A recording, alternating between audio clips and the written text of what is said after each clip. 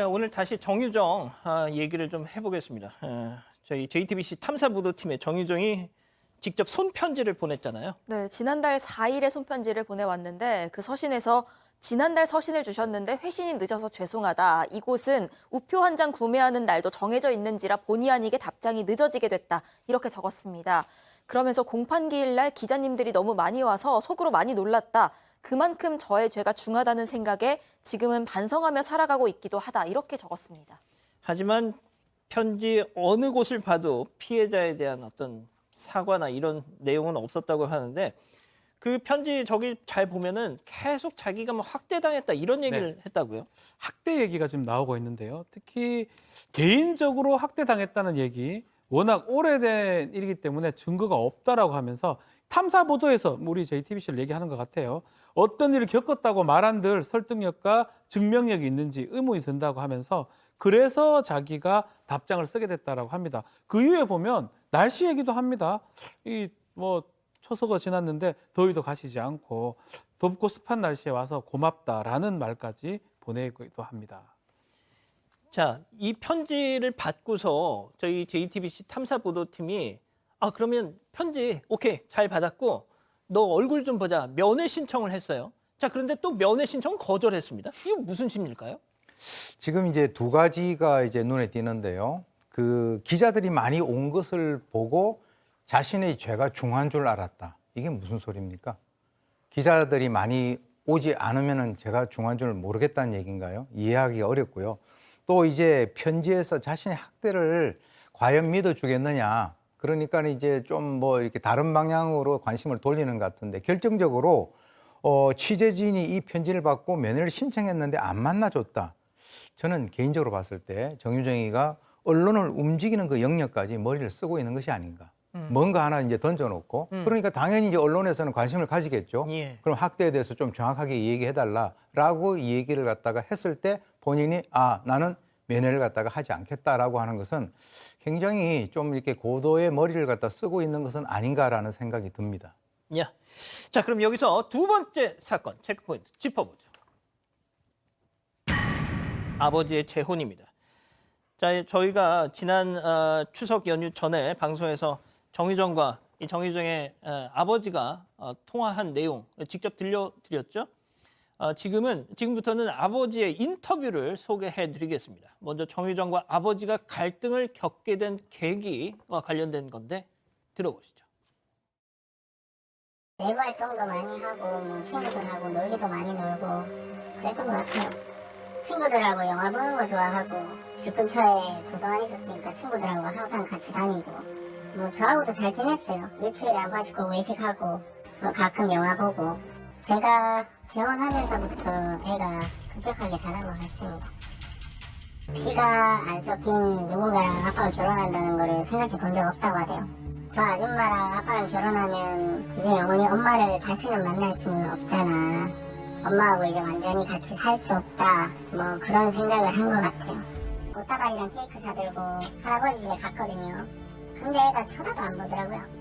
문 쾅 닫고 방으로 들어가 버리고 사진 액자도 깨고 막 소리 지르고 애가 너무 심하게 반응하니까 할아버지 할머니도 못 말리고 그래서 제가 말리다가 자, 지금부터 드릴 말씀과 관련해서 제가 먼저 좀 한 말씀 좀 드릴게요. 정유정에게 뭔가 그럴싸한 서사를 만들려고 지금 저희가 이렇게 판을 까는 게 아니라 자신의 과오를 뉘우치기는커녕 끊임없이 핑계거리를 내가 이래서 이렇게 됐다, 저래서 이렇게 됐다 끊임없이 핑계거리를 찾는 얼치기 살인마의 민낯을 저희가 보여드리려고 지금 이 내용을 지금 소개해드리는 겁니다. 자, 양 변호사님, 그러니까 아빠를 향해서 네가 재혼하니까 내가 이렇게 삐뚤어진 거잖아. 그런 투 아니에요, 지금? 그런 투죠. 그리고 이제 조금 전에 들으신 건 이제 정유정의 아버지인데 아버지의 주장입니다만 어찌됐든 아버지에 따르면 괜찮았다는 거예요. 학교 다닐 때까지, 중학생 때까지. 그리고 생활기록부에도 대인관계가 원만하다 이렇게 적혀 있었는데 이제 아버지가 재혼을 하면서부터 정유정이 삐뚤어지기 시작을 했다라는 것이고 그래서 본인은 그 아버지는 재혼하면서 나와서 살았고 정유정은 할아버지 할머니랑 살고 있었고 그래서 이제 한 번은 이제 정유정의 생일에 아버지가 꽃하고 케이크를 가지고 찾아갔답니다. 근데 거기서도 뭐 집안에 이렇게 막 뭐 난리를 뭐 일으키면서 문을 닫고 들어가서 나오지도 않고 그러니까 그때 이제 그러셨으면 안 됐는데 폭행을 했던 거예요. 그러니까 폭행을 하니까 바로 정유정이 112에 신고를 해서 가정폭력 신고를 했고 그다음부터는 집에 찾아만 가도 그냥 바로 112에 신고를 하게 했다. 이런 지금 정유정 아버지에 따르면 이렇게 얘기를 하고 있습니다. 자, 전국의 재혼 가정 자녀들이 얼마나 많습니까? 그 자녀들 다 대부분이 건강한 사회인으로 잘 컸어요. 예? 자, 정유정이 아버지 재혼에 대해서 본인 깐에는 또 얼마나 또 적개심을 가졌었는지 그 내용도 잠깐 들어보시죠. 근데 오고 나서 몇 년 안 돼가지고 아줌마를 결혼했잖아.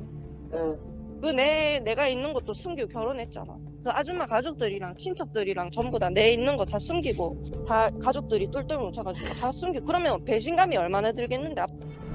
그때 밥 먹으면서 그때 아빠가 뭐라고 했었냐면 죽으면 나도 따라 죽을 거라고 했거든.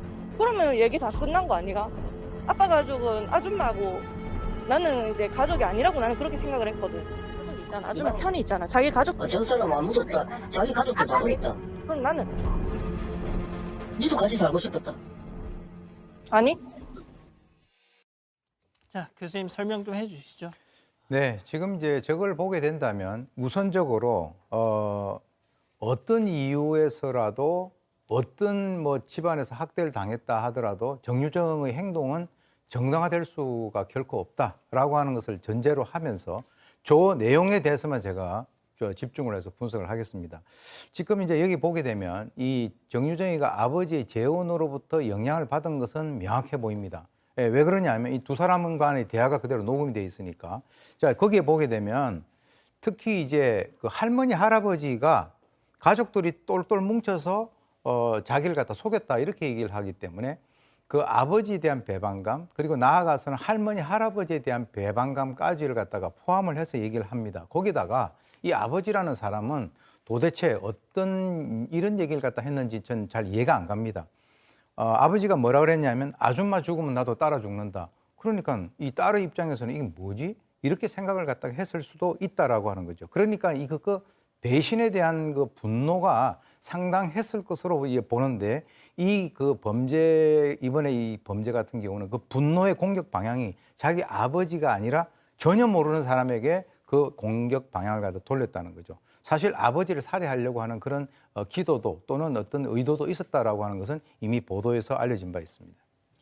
자, 박 변호사님. 네. 자, 그런데 여기서 중요한 거. 정작 학대를 당했다는 증거가 어디에도 없습니다. 그렇죠. 본인 얘기는 그래요. 지금 아버지가 부존재하고 할아버지 조부모한테 이제 의붓 할머니한테 학대를 당했다. 그렇게 얘기를 합니다.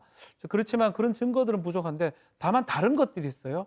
휴대전화나 이렇게 인터넷으로 검색한 내역들을 좀 확인해 보면 존속 살인이라든지 아니면 가족한테 복수하는 법, 또 사람을 어떻게 만드는 법 이런 어떤 검색 내역들이 이제 휴대폰에 발견이 되고요.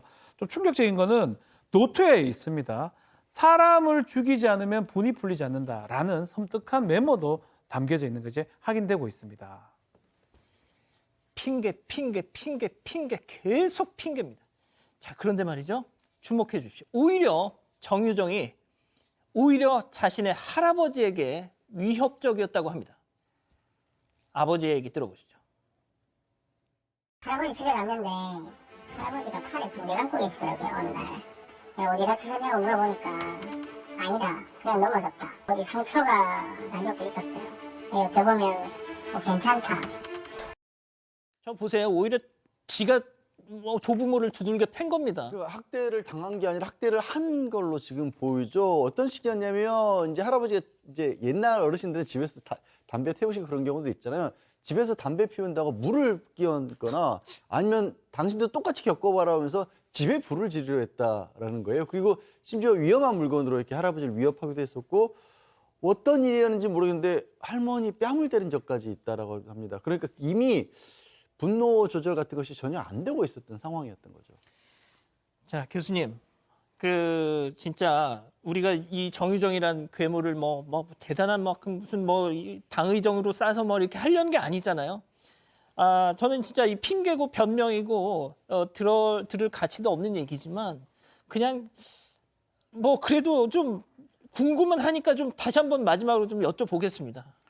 우리나라 재혼 가정이 상당히 많습니다. 그렇다고 해서 이런 식으로 다른 사람, 죄 없는 사람에 대해서 해코지를 하는 그런 그 일은 이것이 거의 이렇게 아주 특이한 사건이죠. 저는 개인적으로 봤을 때 이 아까 아버지가 얘기하는 거 그리고 이제 정유정이하고 서로가 대화하는 것을 봤을 때 둘이 결이 비슷하다라고 봅니다. 어떤 의미에서 비슷하지 않냐면 자신의 책임을 갖다 인정하지 않고 상대에 대한 책임들 나는 이렇게 하려고 그랬다. 그래서 서로가 이제 그 분노를 갖다 정폭을 시키는데 아니 자기 집에서 그런 그 분노가 있다라고 해서 그걸 갖다가 왜 전혀 아무런 죄가 없는 그런 피해자들에 대해서 가해를 하려고 마음을 먹는지 그것은 일단 이런 것이 있어요. 이 자극장벽이라고 해서 주변의 자극을 필요한 거는 자기가 받아들이고 필요 없는 거는 자기가 임의적으로 배제를 하는 것인데 거기에서 관계사고 즉 다시 말해서 자기 중심적으로 생각을 하는 그런 것이 형성이 된단 말이죠. 그래서 내가 내면에서 솟구치는 이 분노를 자기 아버지나 이런 사람들에 대해서 하는 것도 그거는 잘못된 것인데 그것을 전혀 죄가 없는 다른 사람에게 불특정 다수를 선정해서 했다라고 하는 그런 측면에서는 이 사람들에 대해서 이 얘기를 갖다가 우리가 지금 하고 있긴 있습니다만은 더 이상 그 가치가 그렇게 크게 없는 그런 그 얘기다 이렇게 예. 봅니다. 알겠습니다. 두 번째 사건 이렇게 정리하고요. 가족 여러분, 잊지 마시고 구독과 좋아요 알림 설정 여기.